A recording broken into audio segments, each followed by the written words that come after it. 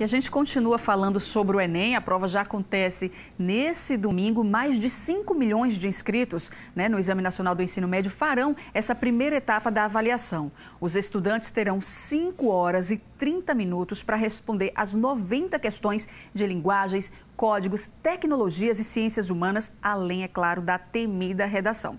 Por isso, a gente convidou uma especialista para dar dicas sobre o Enem, a Ana Cláudia Mota, doutora em letras e professora da Universidade Tiradentes. Muito bom dia, professora Ana Cláudia. Aline. É um momento, como a gente viu na reportagem, de manter o foco e tentar ficar calmo, né?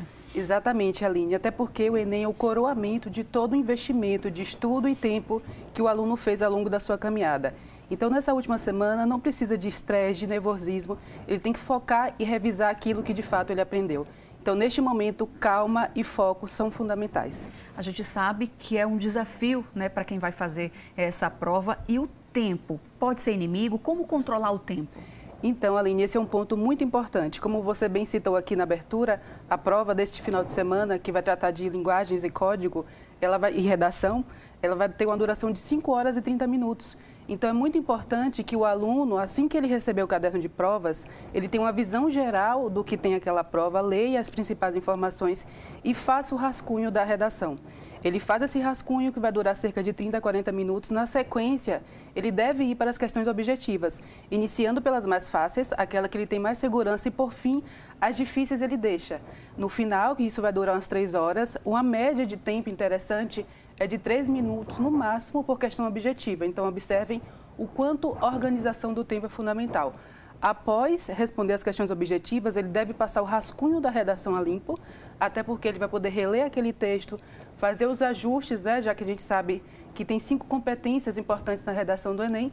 Por fim, passar essa redação na folha definitiva, passar as respostas objetivas também e tentar fechar aquelas que ele teve mais dúvida, que foram as questões mais difíceis. Então, a gente pontua isso, viu? Porque o controle do tempo é importantíssimo. E como a professora Ana Cláudia falou, faça um rascunho da redação em casa, teste as suas habilidades. E eu queria que a senhora explicasse sobre essas competências, São 5 competências na redação, como a senhora falou. Exatamente. A redação do Enem, ela trata de 5 competências. A competência 1, que seria respeito à norma padrão da língua portuguesa, ou seja, a escrita formal da língua.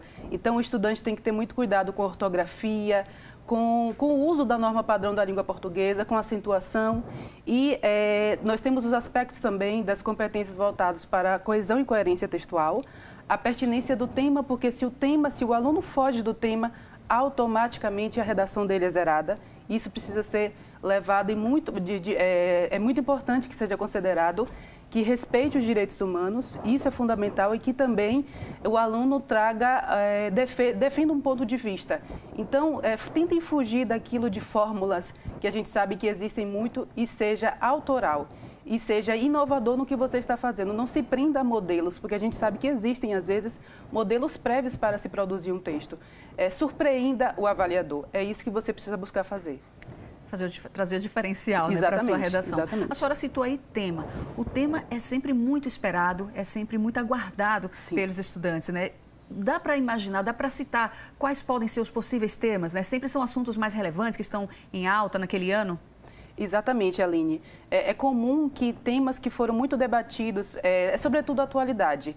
O Enem ele trabalha com o que se vive hoje no Brasil e no mundo. Então, pensar no que aconteceu no Brasil e no mundo no primeiro semestre, tratando-se de Brasil, podemos pensar na questão ambiental. Nós tivemos muitos desastres ambientais. Pensando também nas vacinas, algumas doenças voltaram, a exemplo do sarampo, pelo fato das pessoas evitarem de se vacinar ou terem resistência a isso. Então, nesse momento, eu tenho uma sugestão: parem para ler, parem para se inteirar do que está acontecendo no mundo e avaliando sobre diversos pontos de vista, não focar apenas numa visão, mas buscar o quanto mais ampliar sua visão e compreensão sobre aquele assunto. Essa divisão de datas, A prova acontece agora em 2 domingos, 2 datas, uma semana aí de descanso, a gente pode dizer assim. Foi melhor para o aluno? Eu acredito que sim, Aline, porque essa prova é praticamente uma maratona. Como nós citamos aqui inicialmente, no domingo, dia 3, ela vai durar 5 horas e 30 minutos. Então, é um cansaço psicológico, é uma concentração muito grande que exige do corpo. Então, portanto, ter um tempo ali de uma semana para que o aluno possa descansar e repor suas energias é de fundamental importância. E a redação continua sendo assim, a prova mais temida. Exatamente, porque ela é o grande diferencial para que o aluno, por exemplo, que tem uma redação 1000, que seria o máximo da redação do Enem, possa ascender a uma universidade particular, pública, possa ter bolsas para universidades particulares, a exemplo da Universidade Tiradentes, que a gente está aqui representando. Então, assim, é importante que o aluno, ele respeite cada competência dessa, que tem no máximo de 200 pontos, ela tem níveis de pontuação, e a redação, sem dúvida, é o grande diferencial para o estudante. Professora, muito obrigada pela sua participação aqui no Balanço Geral amanhã. Obrigada pelos esclarecimentos. Espero que os alunos, quem vai fazer a prova, estejam assim, ouvindo, tenham acompanhado essa entrevista para chegar na prova com tudo, com disposição para fazer. Muito obrigada. Tá? Eu que agradeço, Aline. Bom dia. Olha...